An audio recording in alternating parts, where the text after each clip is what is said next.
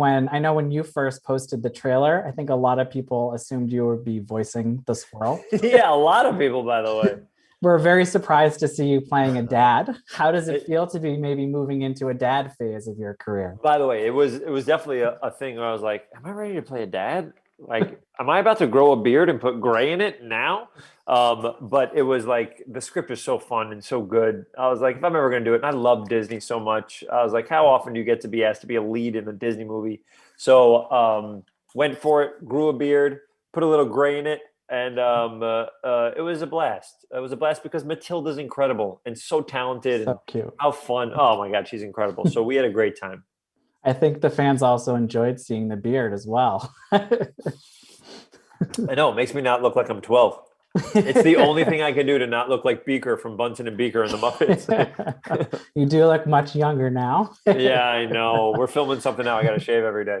And I know this is your first Disney film, and It you is. obviously are a big fan of the company. I know you've said you're a Disney nerd in the past. Mhm. Just how does it feel to be part of that family now? It's great. It's lovely. It's crazy. It's I talk about like that logo that even as a kid we would see the blue logo with the white castle, and now it's this beautiful CG.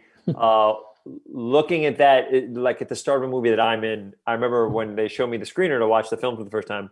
I was like, oh my goodness, I'm in a Disney movie. It's like it's a crazy feeling. It's the same feeling I had when like DuckTales aired for the first time, and I had a scene with Uncle Scrooge. I'm talking to Uncle Scrooge. This is crazy. So it's very special, especially for someone who loves Disney so much. And in the movie, your character, he struggles, a bit with believing in himself. It's He something does. obviously everyone can relate to, but Mhm. has there ever been maybe a role that you've landed in the past where that imposter syndrome started to sneak in?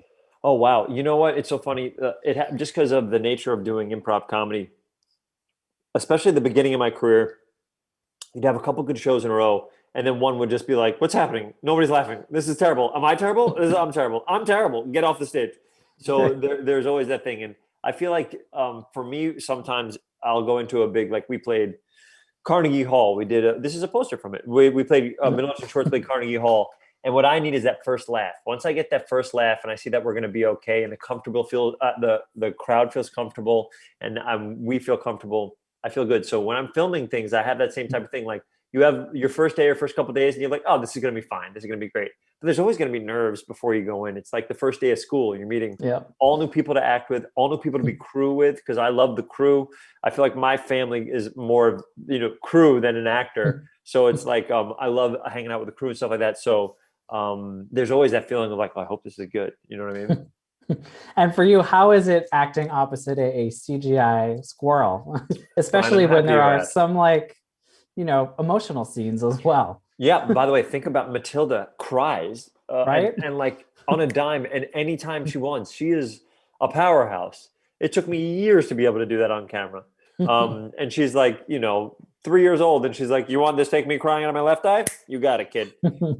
So it was very interesting to work with a CG character.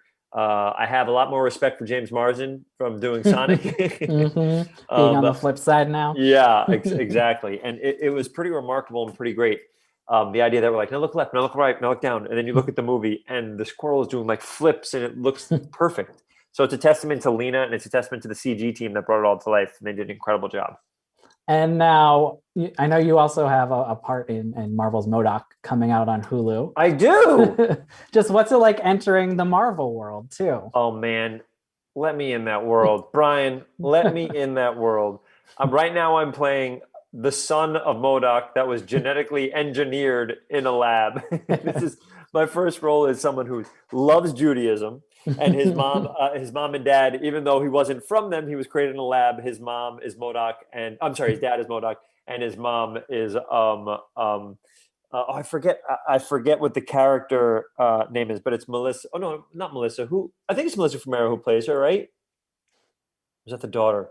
I forget. Regardless, it's the upbringing of two opposite worlds, and then coming in and Lou, the character I play. Loving Judaism, by the way. I've never played a character that I get to like the showrunner is Jordan Blum, and he loves the idea of like this character being Jewish and stuff like that. So I mean, I have scenes where I'm like throwing out like bar mitzvah haftorah stuff and stuff like that, and it's a blast. So it'll be really fun, and it's stop motion. My first job I ever had here was with Robot Chicken, and we used that studio to do the stop motion. It's gorgeous. So to be involved with anything in the Marvel universe is a joy of all joys. I was going to say, how do we get you into the live action Marvel universe after this? I cannot wait. Hopefully one day I get to play something like that. But I'm super psyched to be doing what I'm doing now. It's great. And now I think Sonic was probably one of the last movies I saw in a theater before lockdown. Like it was that and some midnight showing of Sleepaway Camp. So wow, very different. Very films. different. Very different films. Very different endings also. Yes. But I think Sonic really surprised people with just how successful it ended up being, especially after everything with redesigning the character. Just what do you attribute to the film's success? Man, first of all, Jim Carrey just was like, I'm going to use this one to do my comedy stuff again. I was like, great. Welcome back. I mean, he was incredible in it. I think the character looked amazing. I think the script was wonderful. And I think the acting had a lot of heart in it. And I tried to play Sonic as a kid, so you weren't looking at him like as this alien hedgehog, but kind of like this kid who really wanted friendship and wanted people together, and the heart and the idea of family and friendship kind of like pushes you through. So you have these real stakes and real fun things, and then they let me say all these funny words and make up some words, and it was heaven. So I was gonna say, what are you looking forward to about the next one? I know Tika said she's going to Hawaii. Do you get to do that? I don't think Since I don't get to do anything. They trap me in a room with a microphone and they go. But I know they're filming soon. And I read the script, and the script is great. The script is so fun. I can't wait. I think it's gonna be really good. And I honestly, after reading the script, I was like, I can't wait to see what this looks like. So that's what I'm excited about. So they start soon, but as per usual, I don't get to go to any of the fun, fancy places. But I'll hear about it, and Jeff Fowler will send me pictures of Hawaii, I'm sure. Oh, great. Yeah. And now you get to be in this Disney film. You have a Marvel property coming out. You were involved in Star Wars. You have all these big bucket list items. What is left? Like, what do you really want to do? What is maybe a franchise you'd love to be part of? Oh man, I would love to do a Pixar movie. I would love to be a voice in a Pixar movie. There's all these directors I really want to play with. There's all these actors and actresses I really want to play with. And to be in the Marvel universe would be, it's what I read when I was growing up. So all that stuff would be a dream. I feel very fortunate that I've done all this stuff. So I'll see what other opportunities are out there. But, there's so many people I want to work with and so many franchises I want to play with.